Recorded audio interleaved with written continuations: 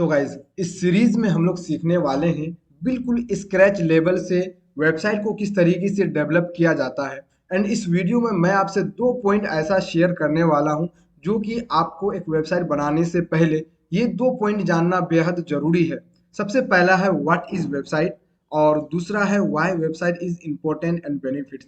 यदि अगर आप अपने बिजनेस के लिए एक वेबसाइट बनाते हो तो उसका क्या फायदा होने वाला है और आपके बिजनेस के लिए एक वेबसाइट होना क्यों जरूरी है, इन सब बातों पे इस वीडियो में आज हम लोग चर्चा करेंगे। लेकिन गाइज उससे पहले मैं आपसे एक रिक्वेस्ट करना चाहूंगा कि आप इस वीडियो को ऐसे ऐसे 10-10 सेकंड फॉरवर्ड करके मत देखना, वरना फिर आपको कुछ भी समझ में नहीं आने वाला है।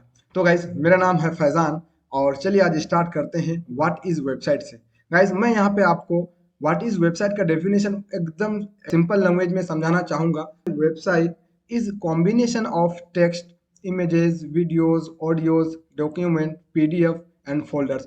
इन सब चीज़ों का जब एक जगह इकट्ठा हो जाता है तब उनका हम एक नाम देते हैं। इसका नाम होता है वेब पेज। जिसका नाम होता है वेब पेज। अब इस वेब पेज को किस तरीके से बनाया जाता है, तो यहाँ पे वेब पेज को बनाने का तरीका दो है। सबसे पहला है कोडिंग के थ्रू आप एक वेब पेज को बना सकते हैं। दूसरा है यहाँ पे CMS यानी कि कंटेंट मैनेजमेंट सिस्टम के थ्रू भी आप एक वेब पेज बना सकते हैं। अगर आप CMS के थ्रू बनाते हैं एक वेब पेज को तो यहाँ पे विदाउट कोडिंग यानी कि यहाँ पे आपको कोडिंग करने की ज़रूरत नहीं है। सबसे पहले बात करते हैं यदि अगर आप कोडिंग के थ्रू बनाते हैं तो आपको किन किन चीज़ों की ज़रूरत पड़ेगी। सबसे पहला है यहाँ पे HTML, जिसका फुल फॉर्म होता है हाइपर टेक्स्ट मार्कअप लैंग्वेज।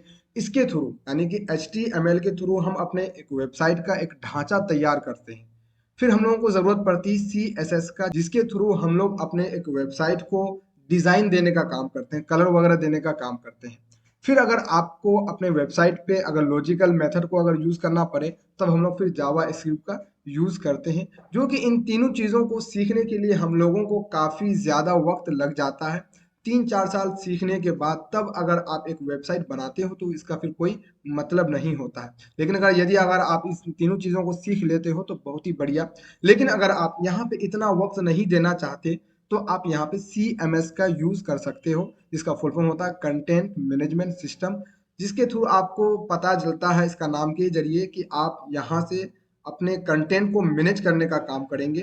तो यहाँ पे कंटेंट मैनेजमेंट सिस्टम का यूज करने के लिए यहाँ पे मैं आपको टॉप 3 वेबसाइट का नाम बताना चाहूंगा, जो कि सबसे पहले आता है वर्डप्रेस, जो कि हम लोग इस सीरीज में वर्डप्रेस को ही सीखने वाले हैं। दूसरा आता है यहाँ पे जुमला, तीसरा आता है यहाँ पे शॉपिफाई। इन तीनों चीज का आप यूज कर सकते हैं कंटेंट मैनेजमेंट सिस्टम के लिए। तो गाइज यहाँ पे हम लोग वर्डप्रेस को क्यों सीखेंगे, हम लोग वर्डप्रेस को इसलिए सीखने वाले हैं क्योंकि इस वर्ल्ड में 40% से भी ज्यादा जो वेबसाइट बनी है वर्डप्रेस के थ्रू ही बनी है। और वर्डप्रेस को सीखना बहुत ही ज्यादा आसान है। यहाँ पे ड्रैग एंड ड्रॉप करके आपका काम हो जाता है और काफी ज्यादा अट्रैक्टिव वेबसाइट बन जाती है।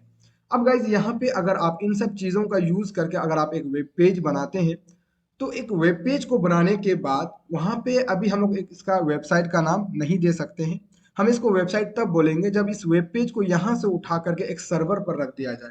अब गाइस सर्वर क्या होता है, तो सर्वर का मतलब जिस प्रकार से आप अपने फोन में स्टोरेज का यूज करते हैं, लेकिन उस स्टोरेज में आप क्या रखते हो, जैसे कि फोटोज रखते हो, इमेजेस रखते हो, वीडियोस वगैरह रखते हो, तो इसको सिर्फ और सिर्फ आप ही एक्सेस कर पाते हो, इसीलिए उसको वहां पे स्टोरेज का नाम दिया गया।